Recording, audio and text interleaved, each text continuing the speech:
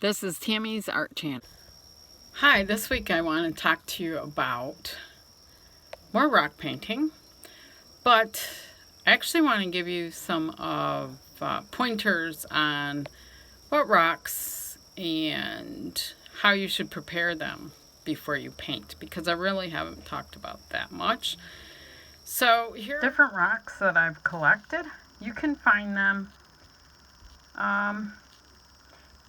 just about anywhere alongside the road or by a river or in a lake. Before you start, you want to wash your rocks and get a lot of the mud and crud off. So what I've been doing is just take it to the sink.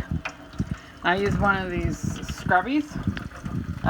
This is a steel wool scrubby. It's kind of old, so it looks pretty bad, and just really scrub hard on it and get all the dirt off so your paint will stick better. But you want to make sure your rocks are clean and good to go when you start painting them.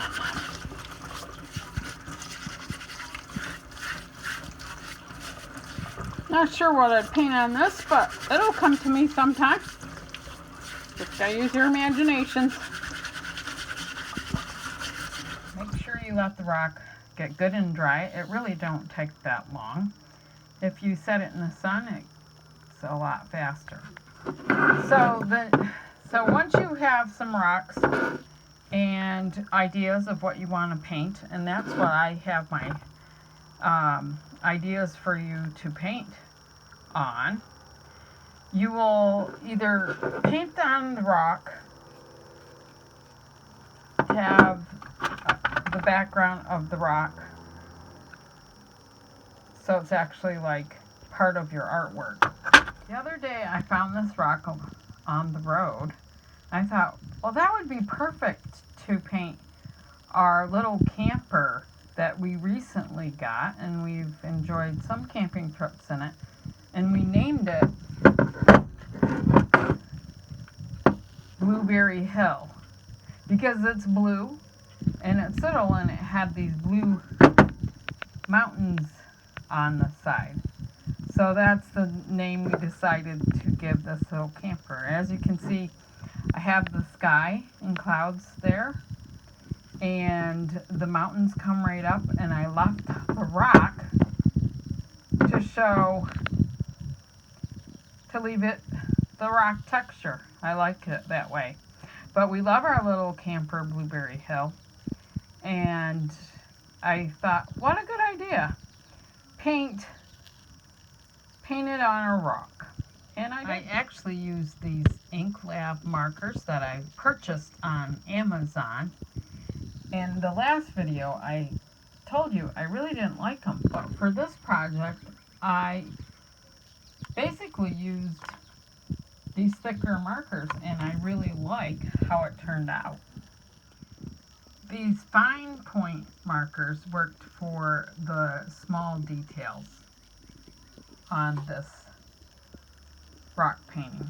They are the acrylic paint pens that I also purchased on Amazon. I was saying before, you can paint the rock, or you can paint a coat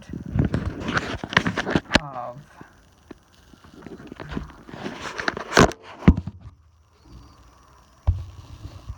on it to give it a nicer surface to paint on, deciding what you are doing for your project. And you can get some ideas on my art channel.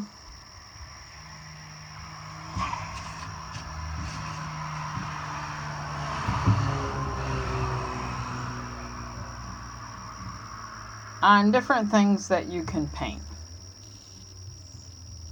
You might want to just let that dry and do the other side. You can use a dark black or white for a background, or the rock, or as I used this one, remember I had a light brown coat on the whole rock before I paint it on. And when you're done painting with the rock and it's thoroughly dried, you can put a decoupage on it, or like Mod Podge, as a sealer. And why I'd like to do this, I just want to paint on the paint and not the rock part, to just seal it. Now this, I think, is more for an inside.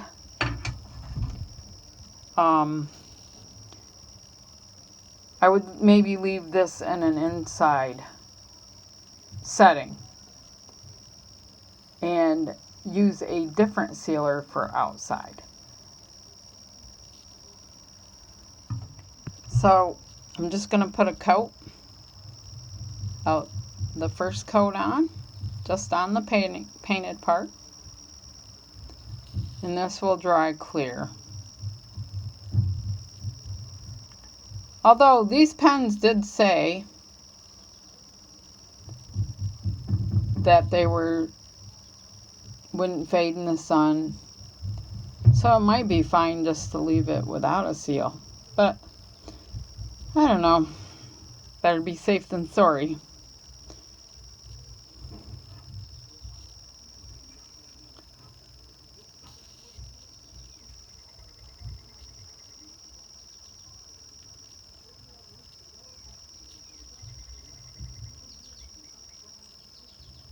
I'll let you see this once it's thoroughly dried, and it might need a few more coats.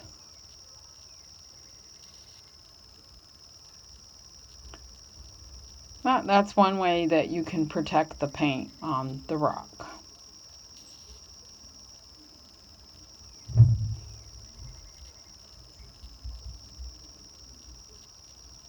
Smooth out the strokes so it don't dry unevenly as much as you can.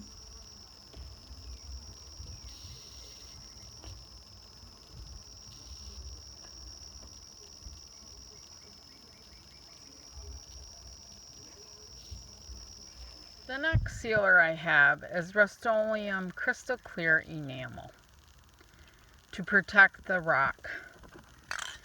So I'm going to take the last painting project we did and just seal it with this sealer. Make sure if you are outside or in a really well ventilated room when you seal your rock with this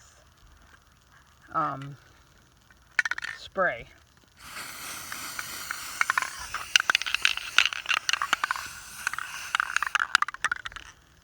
And you're just going to do several layers until you have what you think is the right amount. And when that dries, you can do the other side. Once this is good and dry for at least 24 hours, I think you could put it out in your garden and it'd be safe for outside. That about wraps it up for this week. I just wanted to give you some different ideas on picking the rocks and washing the rocks and making sure they are dry and clean before you paint on them, and then the different background paints that you can put on depending on what you pick to put on your rock, which hopefully I can give you those ideas as we go through a series of videos on painting rocks the next few weeks. I hope that you like this channel and subscribe and let me know what you think. Bye for now.